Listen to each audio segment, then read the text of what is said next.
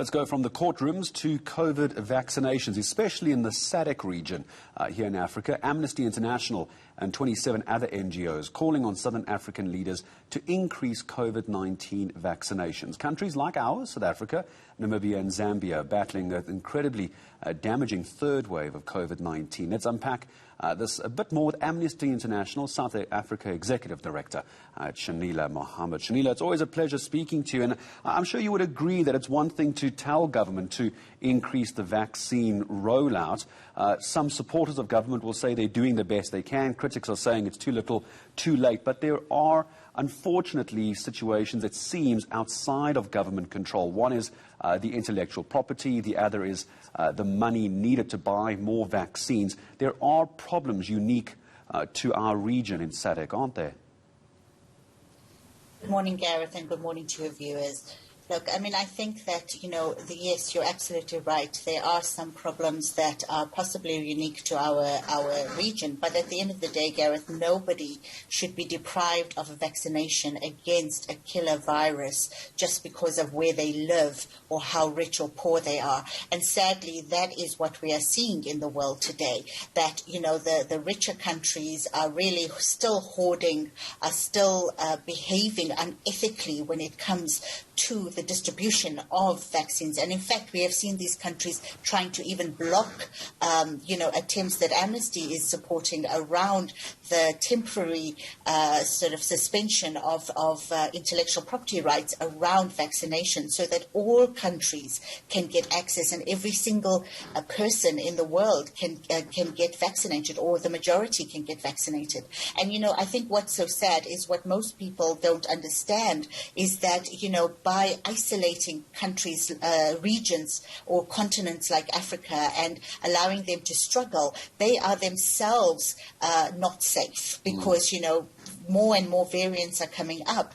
And, it's in the interest of everyone in the world to ensure that every person on this earth actually has access to a vaccination and the majority take them.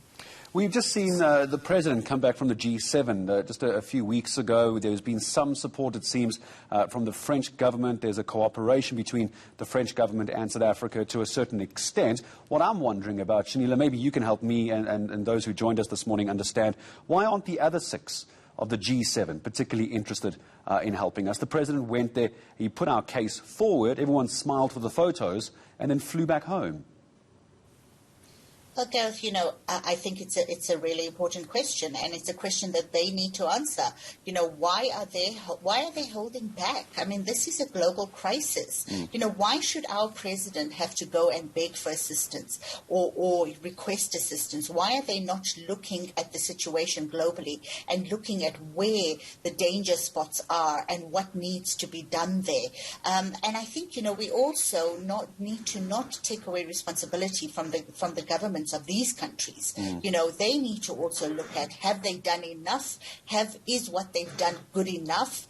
Are they still doing what is required to be doing? I mean, I saw a really disturbing news report from Dis-Chem yesterday saying that 70% of the people who had registered to come and get their vaccinations had not pitched up. That's right. So, yeah. You're right in saying that it's bigger than just access to vaccines. It's also about ensuring that people are not vaccine hesitant, that they take the vaccines when their turn comes up.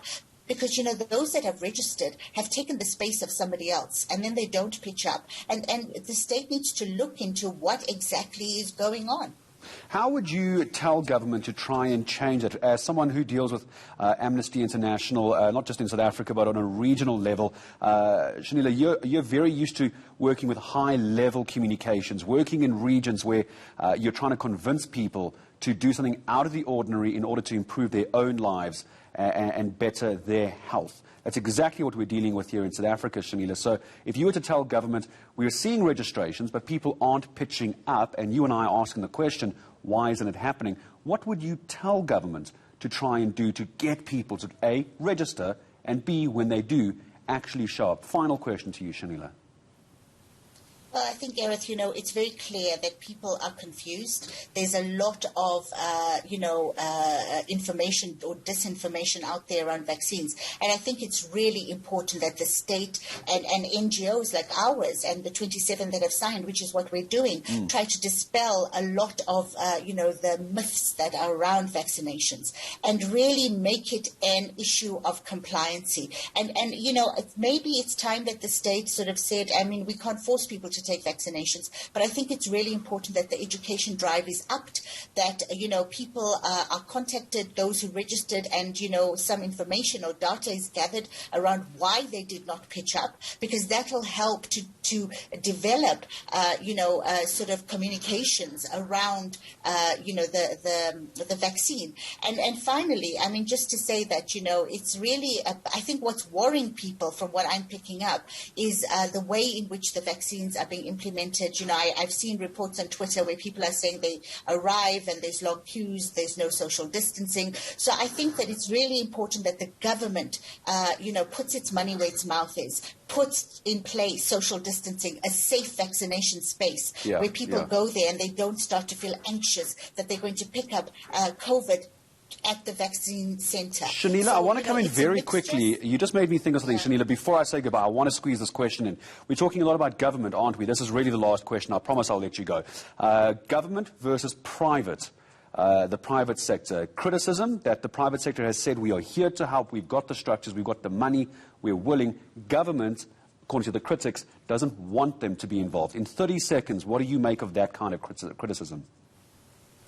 Well, I think it's really, in the same way we're calling on the North to stop, doing what they're doing, we need to call on the SADC governments to also stop this because, we need all hands on deck and we need every single organization, private sector, NGO, whoever can help to help if we are to reach the goals that we have set ourselves for vaccinations. And so it's really got to be a national effort rather than a government-controlled effort. And again, this is not going to help us in the long run. And our call on the state is open up these doors, allow anyone who is able to help to help. In the long run, it's the best thing for the country.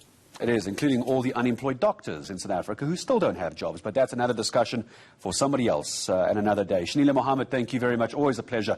Executive Director at Amnesty International South Africa, joining us here on eNCA.